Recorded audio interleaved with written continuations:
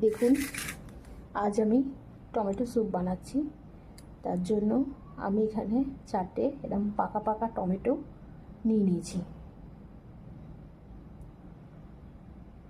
দেখুন, আমি একটু তেল দিয়েছি, সাদা তেল দিয়ে একটু পেঁয়াজটাকে কুচিয়ে নিয়েছি, কুচিয়ে ওর মধ্যে দিয়ে দিয়েছি। তার মধ্যে একটু ছোটো চামচের হাফ চামচের মতো একটু রসুন বাটা, একটু আদা বাটা দিয়েছি, আর দিয়ে নেড়ে এবারে এই টমেটোগুলো দিয়ে দিয়েছি।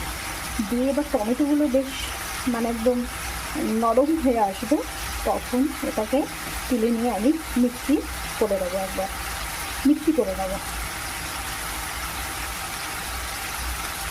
দেখুন, সেদ্ধ করে নেওয়ার পর এইরকম হয়েছে। এইটা এবার আমি মিক্সিং জারে দেব। মিক্সি করার পর ঠিক টমেটোটা এইরকমভাবে দাঁড়িয়েছে। এবার এটাকে কড়াইতে দিয়ে এইবার আমি স্যুপ বানাবো। দেখুন, আমি টমেটোটা মিক্সি করে নিয়ে তারপরে কড়াইতে দিয়ে ক্রমাগত নেড়ে বেশ একটু ঘন ছিল, সেটার মধ্যে মিক্সি জারের মধ্যে যেটুকু লেগেছিল তার মধ্যে একটু জল দিয়ে সেইটা আমি ওই কড়াইয়ের মধ্যে দিয়ে দিয়েছি। এবার দিয়ে ওর মধ্যে আবার একটু নুন দিলাম, আর 1 চামচের মতন গোলমরিচের গুঁড়ো দিয়েছি। একটু নুন দিয়েছি 1 চামচ মতন, আর 1 চামচের মতন গোলমরিচের গুঁড়ো দিয়েছি, আর একটু টমেটো কেচাপ দিয়েছি। এই কেচাপটা দিলে একটু টমেটো স্যুপটা একটু অন্যরকম টাইপের হয়, ভালো লাগে খেতে।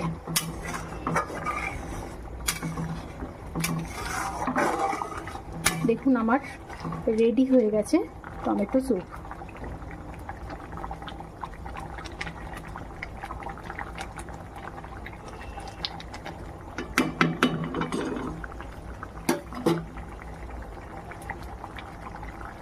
একটু মিস্টেক হয়ে গেছে, নামানোর আগে 1 চামচ, ছোটো চামচের 1 চামচের মতন একটু যদি মাখন দিয়ে দাও তাহলে আরও ভালো হবে, আরও সুন্দর লাগবে এবং আরও টেস্টি হবে খাবারটা, স্যুপটা টেস্টি হবে এবং খুব ভালো লাগবে খেতে।